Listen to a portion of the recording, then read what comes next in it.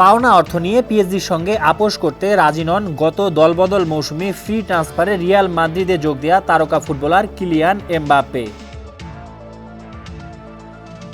বেতন ও বোনাস নিয়ে সাবেক ক্লাবের সঙ্গে বিরোধের অবসানে ফরাসি ফুটবল লিগের আইনি কমিশনের দেয়া মধ্যস্থার প্রস্তাবও প্রত্যাখ্যান করেছেন এই বিশ্বকাপজয়ী সুপারস্টার।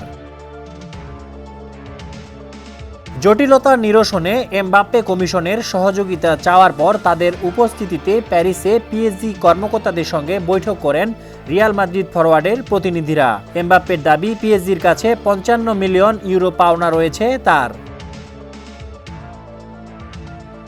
এক বিবৃতিতে তার প্রতিনিধিরা বলেছেন, এমবাপ্পেকে 3 মাসের বেতন দেয়নি পিএসজি। এছাড়া আনুগত্য বোনাসের শেষ কিস্তিও পরিশোধ করেনি ক্লাবটি।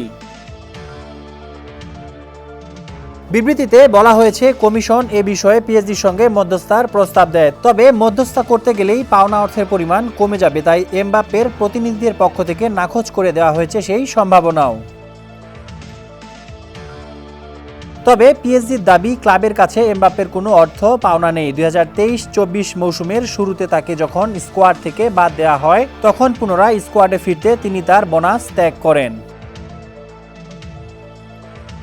এর আগে গত মৌসুমে গভীর উত্তেজনার মধ্য দিয়ে পিএসজি সম্পর্কের অবসান ঘটে এমবাপ্পের। 2022 সালে নতুন চুক্তিতে সই করার সময় এমবাপ্পেকে ক্লাবের ইতিহাসে সবচেয়ে বড় অঙ্কের চুক্তির প্রস্তাব দিয়েছিল পিএসজি।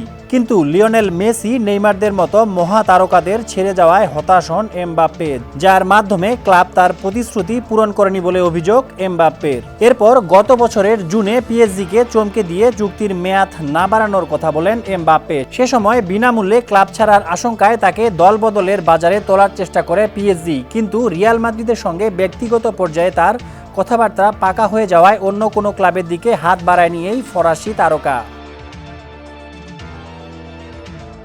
এরপর সৌদি প্রো লিগের ক্লাব আল হিলালেও 300 মিলিয়ন ইউরোর প্রস্তাব প্রত্যাখ্যান করে 25 বছর বয়সী এই মহাতারকা। এক পর্যায়ে জাপান ও দক্ষিণ কোরিয়ার পিএসজির প্রাক মৌসুম সফর থেকেও বাদ দেওয়া হয় তাকে। এছাড়াও মূল দলের অনুশীলন থেকেও সরিয়ে দেওয়া হয় এমবাপ্পেকে। এমনকি মৌসুমের প্রথম ম্যাচেও তাকে দলে রাখেনি ক্লাবটি।